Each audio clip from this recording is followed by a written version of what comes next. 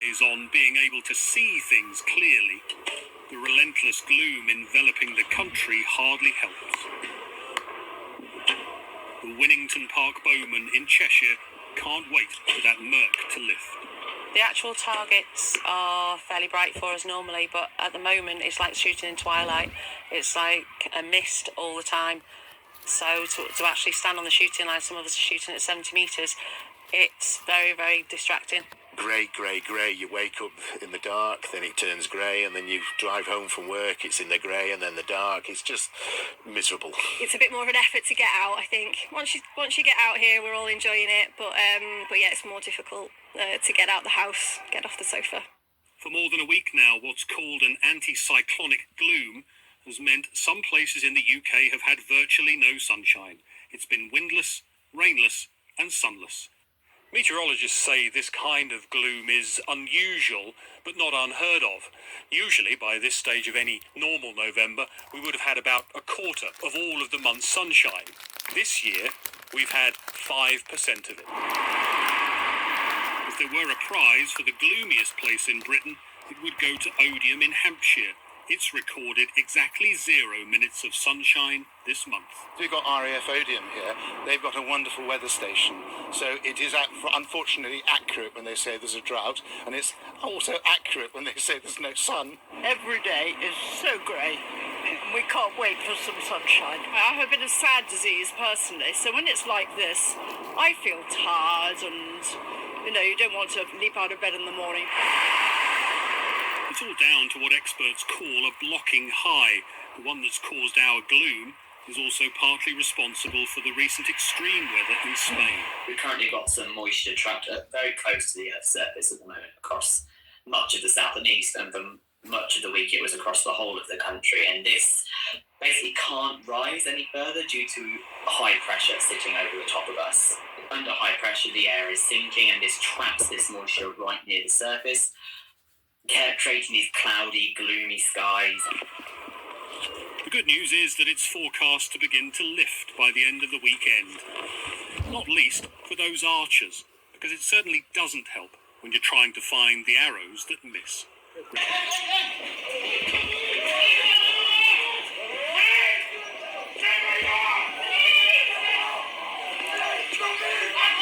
You're under arrest on suspicion of arranging and facilitating the illegal immigration into the United Kingdom, contrary to Section 25 of the Immigration Act 1971, okay?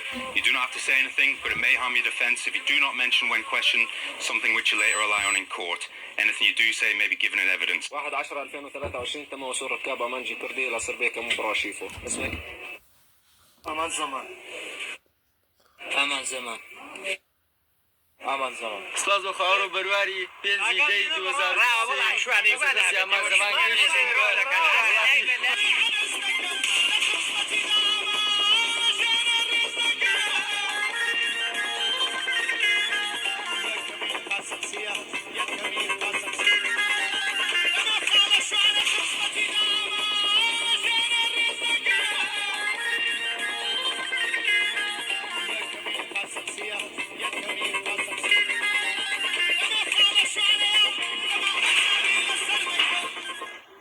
New York and an alleged plot on Donald Trump's life. Let's go back to Washington and Katrina Perry. Katrina, just bring us up to date. This news just breaking.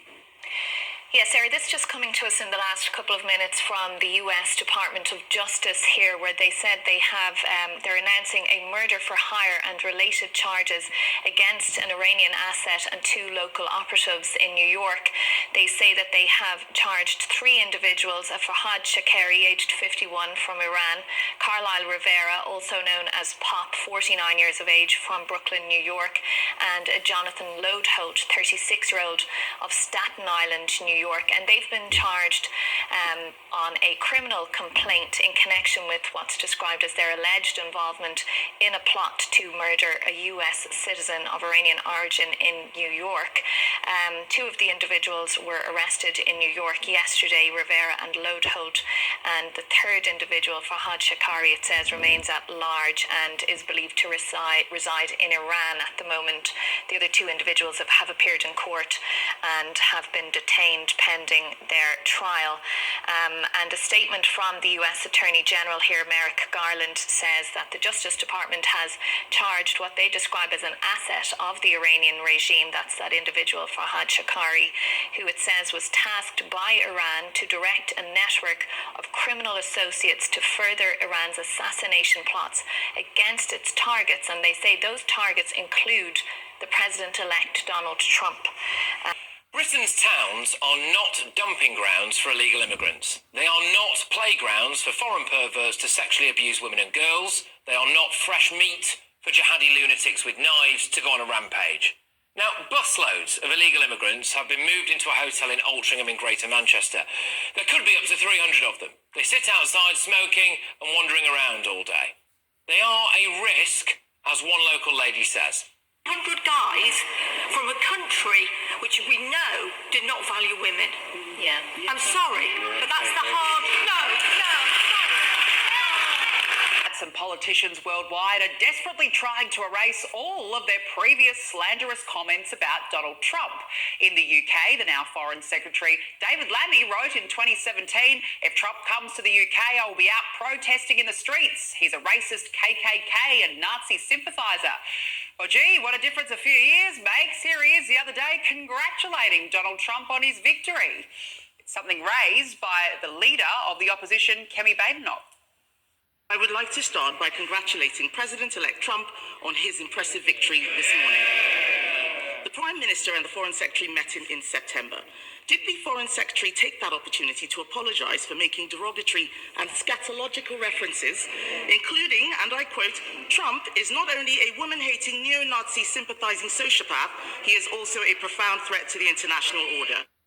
Joining me now. Left at least 5 people injured and dozens have been arrested.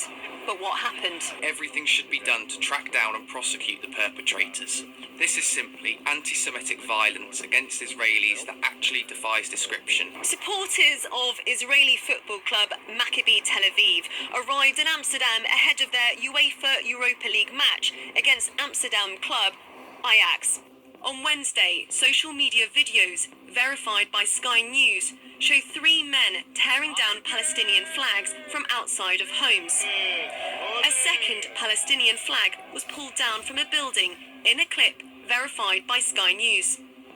Another video uploaded to social media shows a man being chased through the street with a caption that reads, "Watch and enjoy 6 Zionists chased away, free Palestine."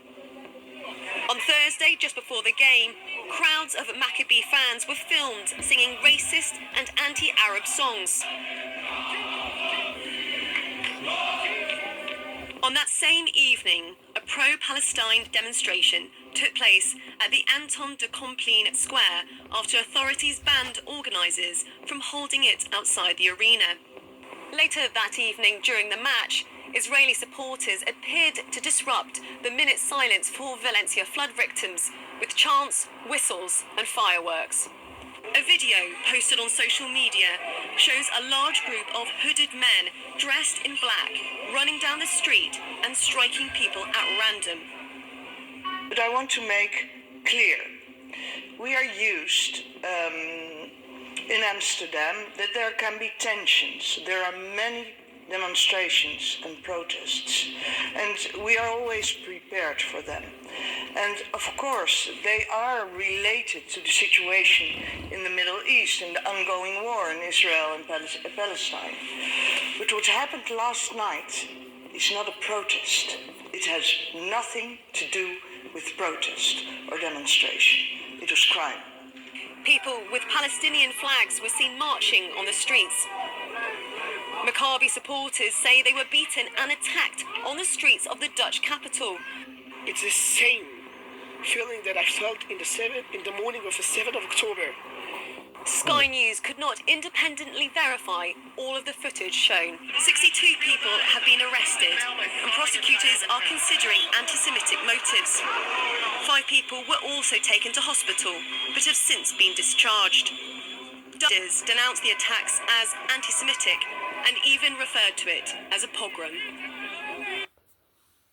Going to be interested in commissioning them to do anything, but they seem to be hitting the sort of humiliation TV button now when they are, like for instance, South Park, as you were talking about, and now the odd sort of weird show that Harry has done. But it seems to me that people just want to poke fun at Harry. Now, he was very good at that, but I think it's quite hurtful for him to be regarded as a sort of figure of fun. But in America, they see him as a guy that just doesn't do anything. He was born, with a, we call a silver spoon in his mouth, and he's never actually done anything to their minds, to prove that he's worthy of himself in a way. Whereas here we know exactly who he is, and we love him because he's Prince Charles's, King Charles, I beg your pardon, King Charles's son, Diana's son, and he means a lot to us whether we like or dislike him. But there, I think they just don't see the point of him. They don't understand the point of either, actually.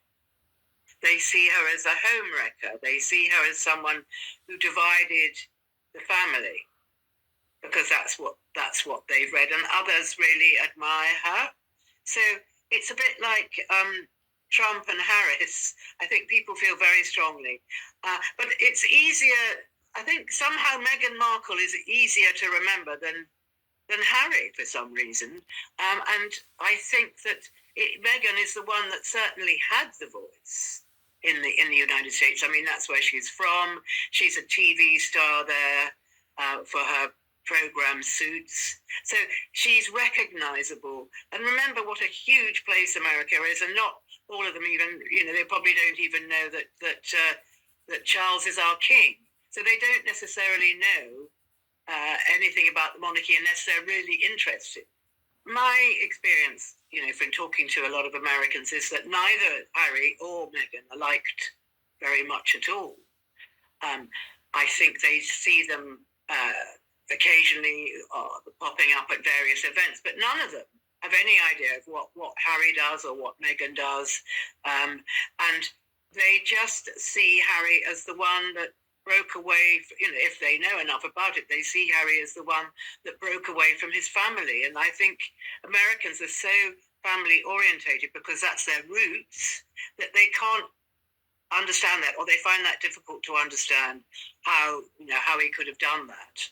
And then this is for those that know, then to diss his own family in a book, I think they find that very difficult to deal with. And on Meghan's side, they just find it very strange that she never sees her father, or that Harry's never met her father. Now, I'm coming from the position of somebody knowing a bit about Harry, but otherwise I think Harry just doesn't have a high enough profile in the States for the nucleus of people, and it's such a huge country, as I said, and people are so spread out that they don't necessarily know who he is at all.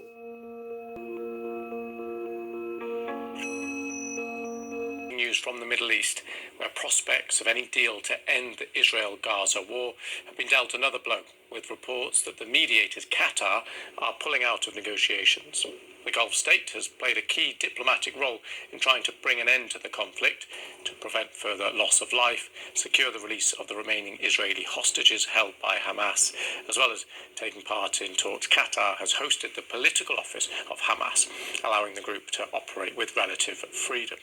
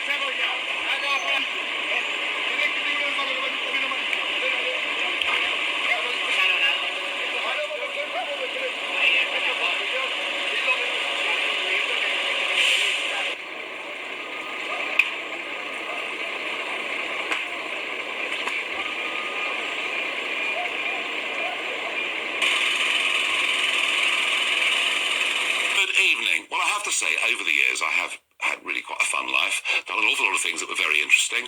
Not much really lives up to the last 2 or 3 days.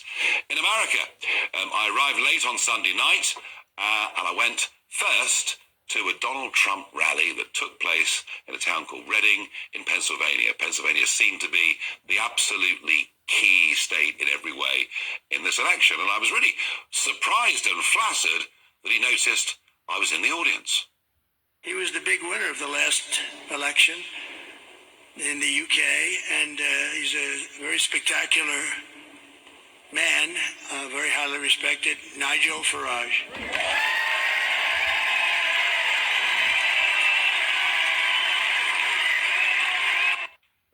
Well, that was very nice of him. But hey, I've been a very loyal friend over the course of the last 9 years. I've never wavered or wobbled in my support of him, even at times when it hasn't necessarily been that easy. I went on the morning of polling day, and I stood outside a polling station in Pennsylvania just talking to voters as they were coming in and out.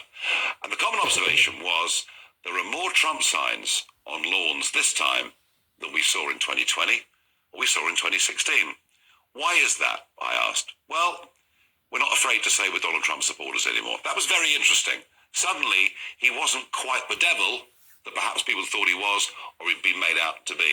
And I was literally in no doubt on the day that he'd win, and win big. I went off to the Mar-a-Lago party, a private party, no press allowed in the room at all, apart from Tucker Carlson, who was given a room at the side. And it was just a remarkable scene. You know, there were a few hundred people in the ballroom, drinks, food, and sitting in the middle of it all was Donald Trump with Elon Musk next to him, and people whooping and hollering, and Trump just sitting there eating an ice cream, completely nonchalant, as if you know, well, whatever happens, happens. And that was remarkable. Then it was off to the convention centre for the Trump acceptance speech. About 2,000 of us crammed into a room, and boy, it was noisy. He came on stage with all of his family, with Melania's family, with the key people who'd supported the campaign and been part of it. And this is a small part of what he had to say. He said that many people have told me that God spared my life for a reason. And that reason was to save our country and to restore America to greatness.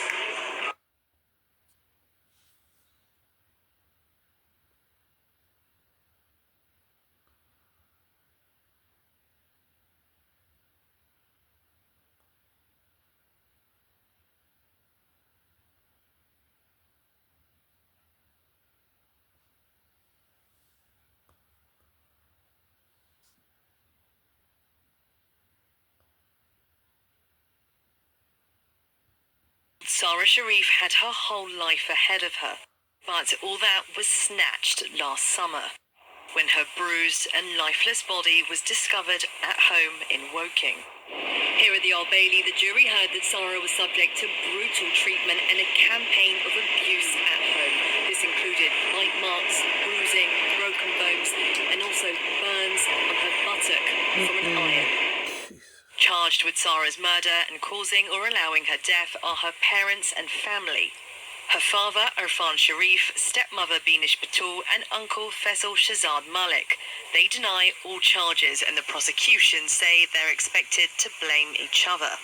It's also heard that they left for Pakistan the day after police found Sarah's body. It was there Sharif made a distress call to the police, lasting 8.5 minutes. "I've killed my daughter," he said. "I legally punished her and she died. She was naughty. I beat her up. It wasn't my intention to kill her, but I beat her up too much." Next to Sarah's body, "I swear to God my intention was not to kill her, but I lost it," it read. "I'm running away because I am scared." Played in court. Firstly, I would like to talk about Sarah. Sarah's death was an incident. But it's unclear what that meant. Weeks. Premier League. Everton 1, Manchester United 3. Crystal Palace 4, Leeds United 1. Chelsea 4, So Franklin United 1. West Ham 1. Fulham 0. Sunday. West Bromwich 0. Tottenham Hotspur 1.